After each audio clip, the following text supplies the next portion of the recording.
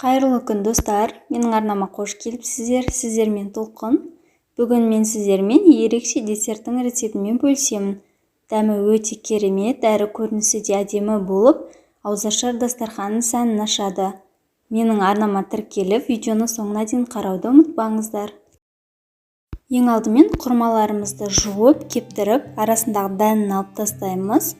Сонан соң осындай әртүрлі жаңғақтарды, дәнектерді арасына салуға болады. Мен мұнда өрік жаңғағының дәнегін және арахис жаңғағын салып шықтым. Сіздер өз қалауыңыз бойынша грек жаңғағы, миндаль, фундук, әртүрлі жаңғақтарды салуға болады.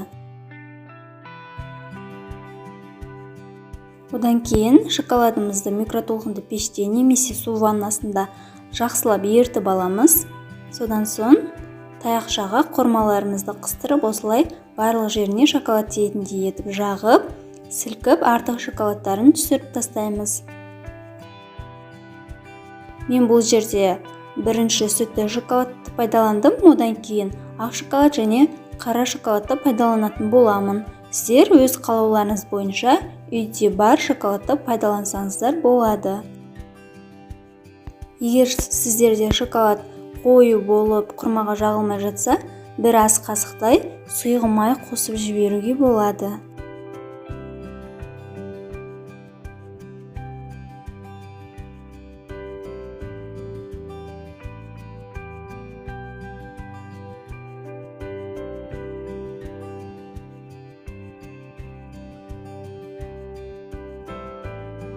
Енді шоколадымыз қатпай жатқанда әртүрлі конфеттермен, жаңғақтармен безендіреміз.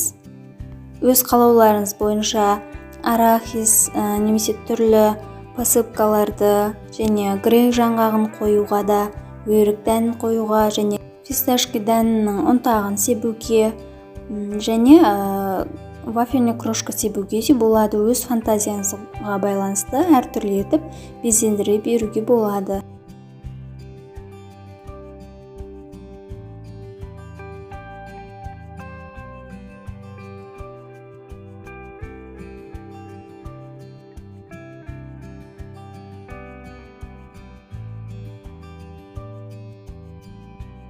Енді шоколадты құрмамызды бетіндегі шоколадты қатқанша тоңазытқышқа жарты сағатқа қойып қоямыз. Мінекей біздің шоколадты құрмамыз дайын болып қалды. Көрінісі өте әдемі әрі дәмді болып шығады. Егер сіздер қонаққа барсаңыздар, қобдишаға салып ұсынсаңыздар, өте әдемі үйлеседі. Дастарханға қойсаңыздар да дастарханның көркін ашады. Егер менің рецептерім сіздерге ұнаса, менің арнама тіркеліп, қолдау білдіріп кетуді ұмытпаңыздар. Алда әлі көптеген рецептермен бөлісемін.